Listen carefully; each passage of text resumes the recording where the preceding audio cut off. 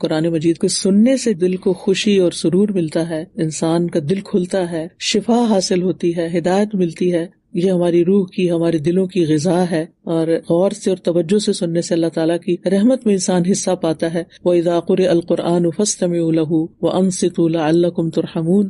جب قرآن پڑھا جائے تو اسے سنو اور خاموش رہو تاکہ تم پر رحم کیا جائے. تو انشاءاللہ تعالیٰ جب آپ اس کو سنیں گے اور توجہ سے سنیں گے تو یہ آپ کے دلوں میں اترے گا.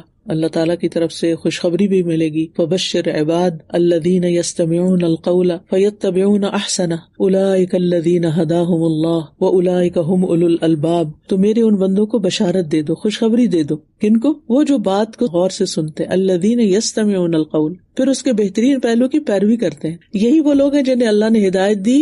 گویا ہدایت یہی لوگ پا سکتے ہیں اور یہی عقل والے ہیں. تو انشاءاللہ اس کتاب سے دنیا اور آخرت میں نور بھی آپ کو ملے گا، اندھیروں سے، غموں سے، پریشانیوں سے، بہت سی فکروں سے نجات ملے گی، اور دل میں ایمان راسخ ہوگا. کیونکہ اللہ تعالیٰ فرماتے ہیں نا قرآن مجید میں، انما المؤمنون الذین اذا ذکر اللہ وجلت قلوبہم واذا تلیت علیہم آیاتہ زادتہم ایمانا وعلی ربہم یتوکلون. سچے مومن تو وہ ہیں کہ جب ان کے سامنے اللہ کا ذکر کیا جائے تو ان کے دل کہاں اٹھتے ہیں، یعنی دلوں پہ اثر ہوتا ہے. اور جب اللہ کی آیات انہیں سنائی جائیں تو ان کا ایمان بڑھ جاتا ہے اور وہ اپنے رب پر بھروسہ کرتے ہیں. پھر انسان میں توکل بھی آ جاتا ہے. ابن رجب کہتے ہیں کہ قرآن سننے سے دل میں ایمان مضبوط ہو جاتا ہے، انسان کے نفس کی تطہیر ہوتی ہے، انسان کے اخلاق بہترین ہوتے ہیں. کیونکہ نبی صلی اللہ علیہ وسلم کا اخلاق قرآن تھا، کیونکہ وہ آپ کے دل پر اترا.